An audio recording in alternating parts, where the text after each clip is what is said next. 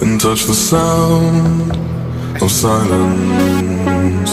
And in the naked light I saw 10,000 people maybe, people talking without speaking, people hearing without listening, people writing songs that voices never share, and no one dared disturb the sound of silence.